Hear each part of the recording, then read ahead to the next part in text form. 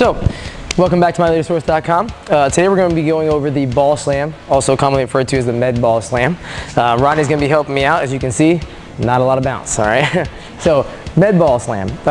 We usually utilize this to create power and explosive core movement.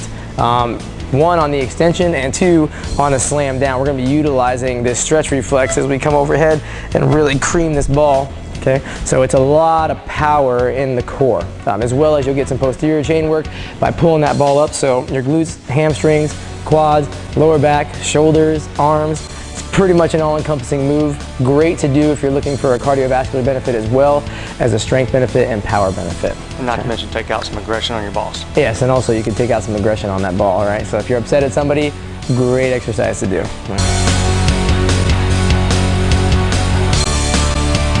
So we're going to have Rodney assume position first. What he's doing, he's going to pick the ball up, make sure he's in his standard air squat stance, okay? Toes are pointed out, knees are out. What he's going to do is we'll go down into just a somewhat of an extended position here. So we'll pretend he comes off the ground with this thing.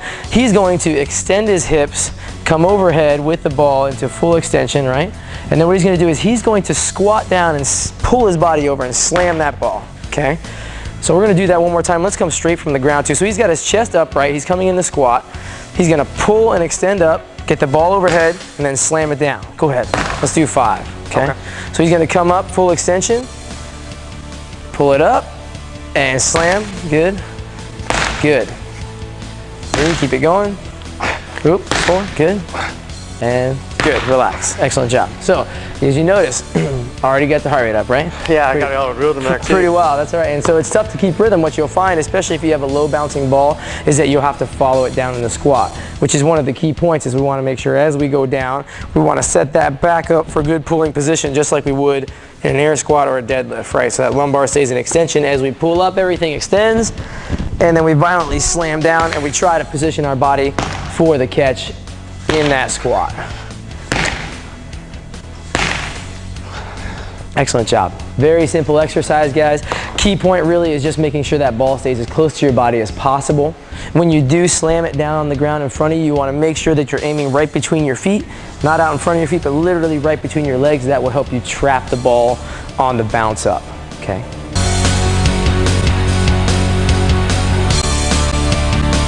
Some common faults you might see, one are pulling with stiff legs off the ground, okay? So we'll turn you sideways so we see what that looks like.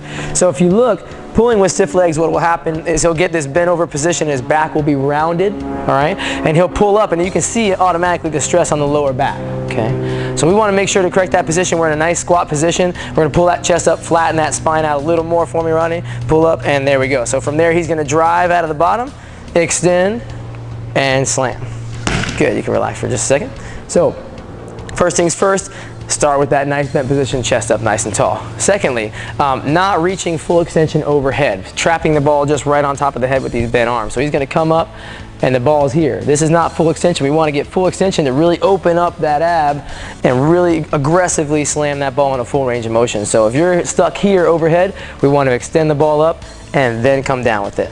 Okay, and that should open up the abs and create a huge stretch reflex, and you'll get a better range of motion from that. All right.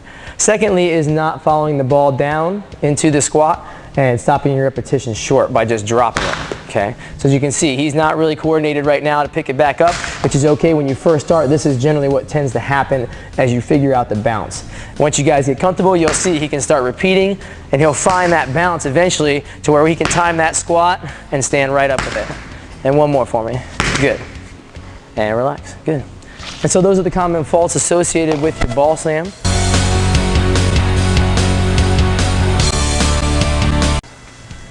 In closing, remember the ball slam is a great power exercise. Okay, as you can tell, breathing nice and heavy, right?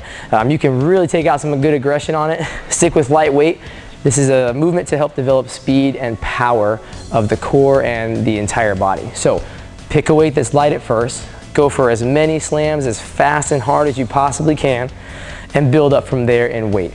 Again, I want to thank you for joining us at MyLeaderSource.com. My name is Jason, this is Rodney, and we'll see you guys later.